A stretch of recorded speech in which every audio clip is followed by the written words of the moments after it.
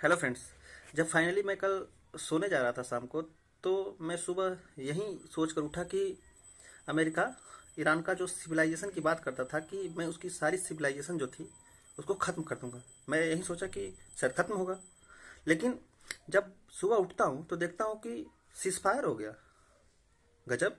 मतलब कि जो अमेरिका कल शाम तक ईरान को यह धमकी दे रहा था कि उसका सारा जो सिविलाइजेशन है, जो उसकी सभ्यता, उसको नष्ट कर देंगे, वह सुबह होते ही उसने ईरान के साथ समझौता कर लिया और बोला कि अगले 2 हफ्ते तक हम दोनों के बीच सीज फायर की घोषणा की जाती है कि 2 हफ्ते तक कोई एक दूसरे पे हमला नहीं करेगा। हालांकि ईरान की कुछ शर्तें थी जो अमेरिका ने कॉम्प्रोमाइज़ किया, और अमेरिका की कुछ शर्तें थी जिसे ईरान ने कॉम्प्रोमाइज़ किया, और इन दोनों कॉम्प्रोमाइज़ के तहत इन दोनों ने 2 हफ्ते के लिए युद्ध विराम की घोषणा की है।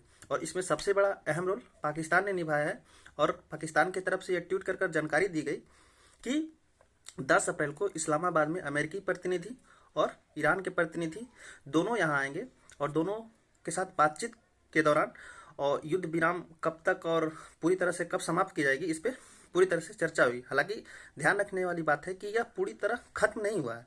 युद्ध अभी जो अमेरिका, ईरान और इजराइल का चल रहा है, यह पूरी तरह से खत्म नहीं हुआ है, लेकिन सीज फायर 2 हफ्ते के लिए कर दिया गया है। और इस पे लेटेस्ट जो भी जानकारी आप सभी के सामने आएगी, मैं आप सभी के सामने साझा करूंगा। और ये भूलने वाली बात नहीं है, इजराइल का भी इसमें कोई किसी तरह का कोई हस्तक्षेप नहीं है।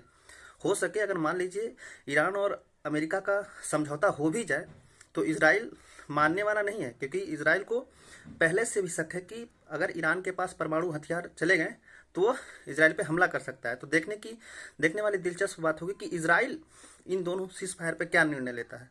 तो आगे जो भी लेटेस्ट जानकारी निकल के सामने आएगी, आप सभी के सामने शेयर करूंगा। आज के लिए बस इतना ही। धन्यवाद।